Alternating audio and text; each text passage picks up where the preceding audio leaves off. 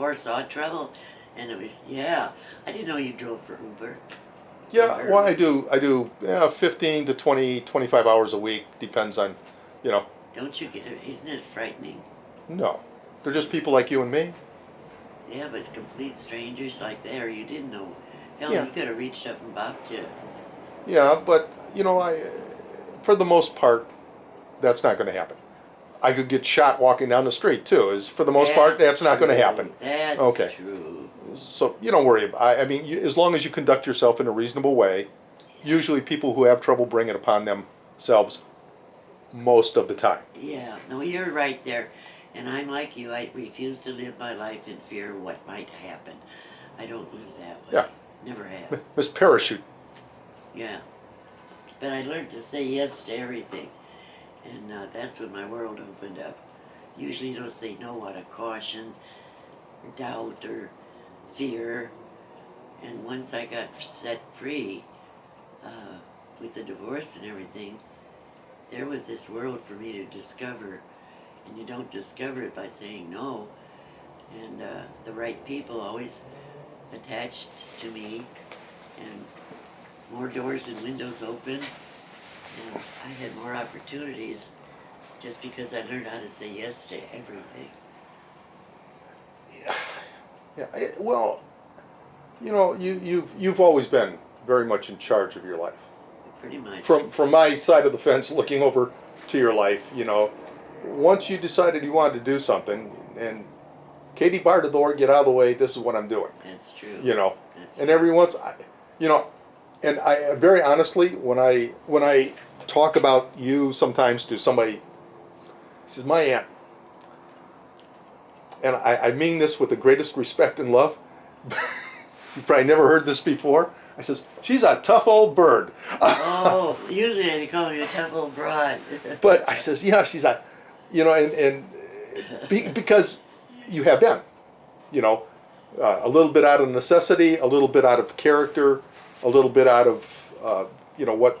My sense of adventure. I need adventure. I need change. That came from me going to all those. I went to 13 schools before I got to 8th grade. We were moving all the time because of my father, causing these cops to be called and all. And so we moved on. So I never made long-term friends.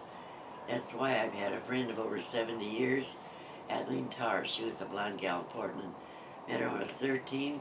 She just died last week. Her daughters called me. That's the longest friendship, 70 years. And then here, I've had friends of 40 years. But I never looked over my shoulder. I was just glad that I knew them.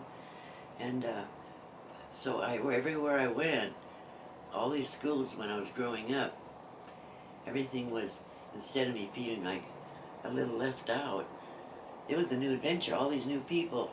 I get to know them. So I knew that there was something in me all those years. And that's why the farm life, when Leonard kind of grew away from me as I grew up, and he stayed the same, which is all right, that's fine. But we just grew apart. So the last 2 years I hung in there, but I couldn't make it any longer. And so when Leonard kept the farm for another year without even consulting me, and I'd given him 3 months' notice, you're going to curtail the lease, right? Well, I have to renew it. I says, we're going to talk about it. Well, he never did. So after the 1st of August came, which was the deadline, why then I says, well, what are we going to do next, Dad? And he says, I rent the farm another year. I said, okay, I told you. I wrote him a letter telling him what we're going to move from the farm. And when he did that, I went the next day and I filed. And anyway, my point being is that the wanderlust might have always been there, but Leonard didn't travel with me on it. It was Would you, being a little harsh perhaps, That's for me, fine. would you consider that an ultimatum that you gave him? Like, in other words, Well, I'm your wife. I expect to be consulted on a move like that, or a not move. Yeah, Your respect was gone. was there and I don't know, was there truly an option to continue farming or not? Yeah, not. Or, well, so when, in other words, there was, he was already working in a good position selling farm machinery and stuff. And he was based out of Madison, Wisconsin. That was his base. He had to Yeah. go up there every weekend and or come down every weekend and go up there every week. And the point was, we were already talking about taking Don and Danelle, and we were going to move up to Madison so he'd be close to his operation and so on. We'd already talked that way. I see. And then for him to turn right around, because I wrote, I'm looking forward to it, and I was promised a job with Penn Mutual, transfer up there. Everything was going good and everything. And I said, so I'll expect you to cancel. the foundation was laid for Yeah. this massive transition. He knew. I gave him 3 months' notice that I was not going to be farming another year. And for him to do it without even consulting me or telling me why he made his decision, Leonard would never converse, he would avoid conflict at all times. I know you admire your Uncle Leonard, and I did too, because he's a good dad and so forth like that. But he was a non-confrontational, would not even communicate, would avoid communication at all costs. And your Uncle Leonard had a spaghetti spine, and that's the truth. We'd be talking a political argument with his family, and or he and I went to all these Democratic conventions, was state representative in Des Moines, really from ground roots going canvassing, right there at my side, Democrat. We'd be talking politics to his family, with his family, and all of a sudden he becomes a Republican.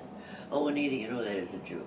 He would actually contradict this foundation that he and I had built, Democratic, and then he turns, and he did that so many times, made me out the asshole with people, whoever we were talking to. So these are things, of course, I don't need to be telling you, but it's true. Well, I mean, So I didn't split with Uncle Leonard for any particular reason, except I tried hard, but at the last, I just couldn't hang in there for 2 more years, which I originally, as I could see the danger coming, like on our 20th anniversary, I bought a new negligee, black lace, our 20th, my family, nobody's been married 20 years in my family. I was so